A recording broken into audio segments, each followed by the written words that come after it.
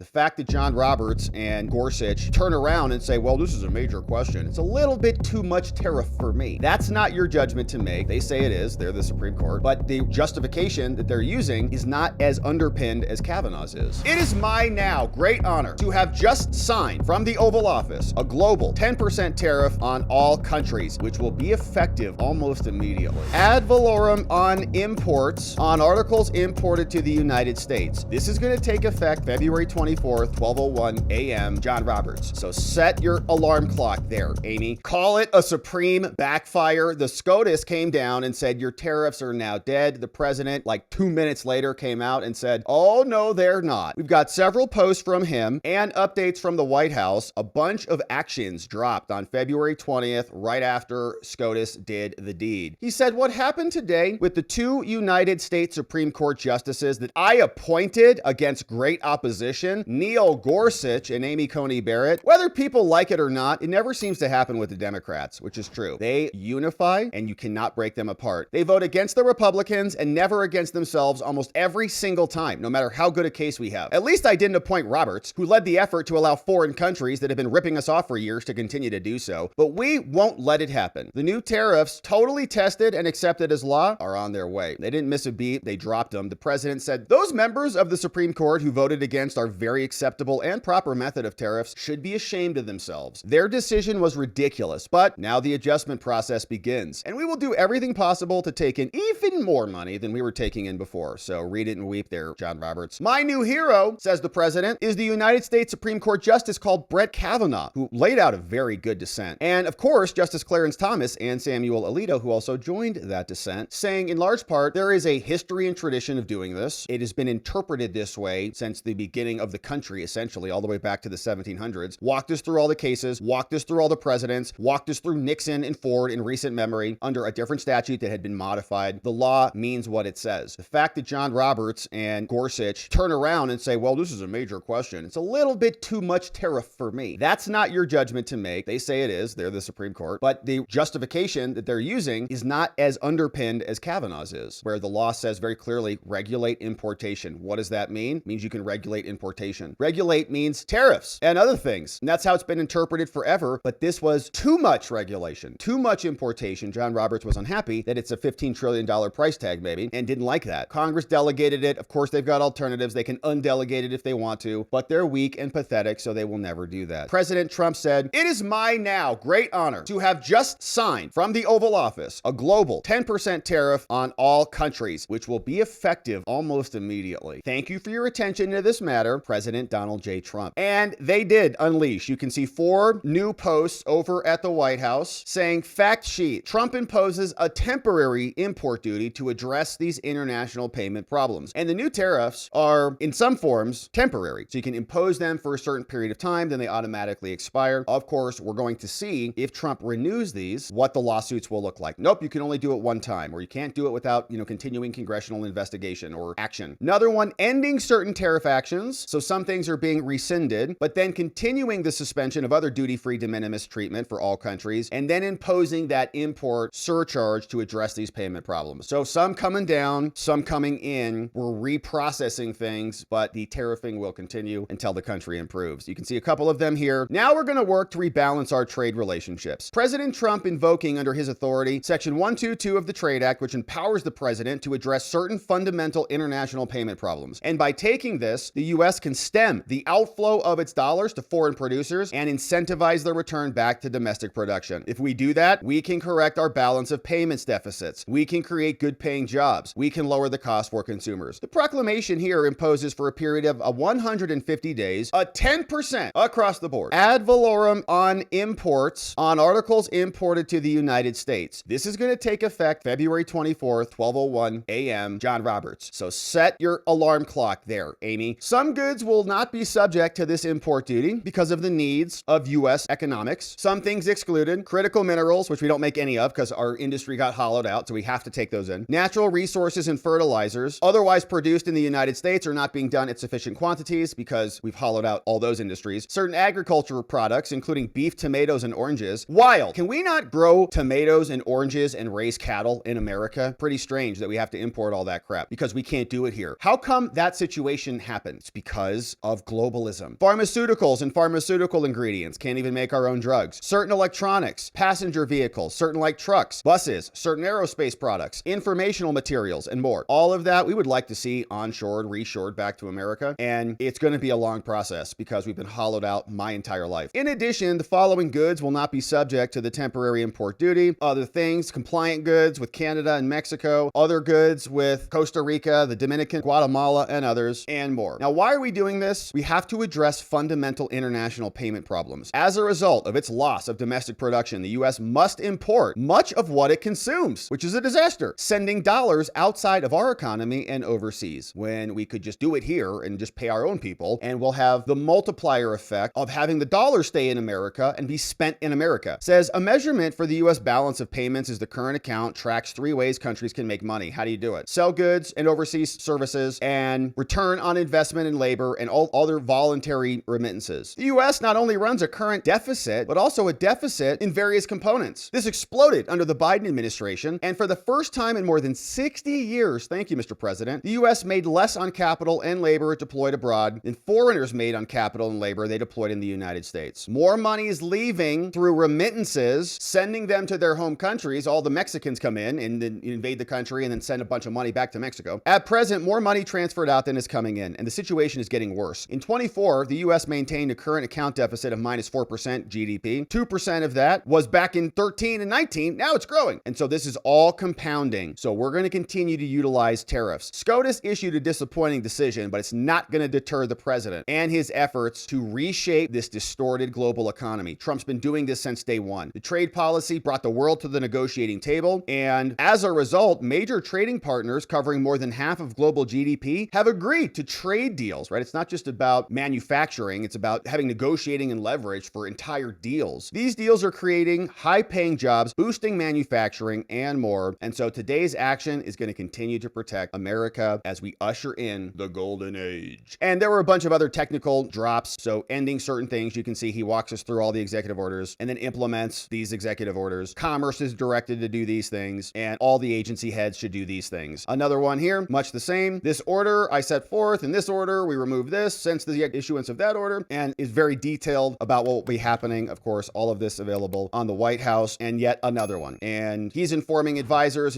are informing him, and I think a lot of this is necessary in order to impose the tariffs. You have to have a finding, right? You can't just do this willy-nilly. You have to say, well, okay, there's a justification for it, and they're fleshing it all out for us. The tariffs will continue until our economy approves.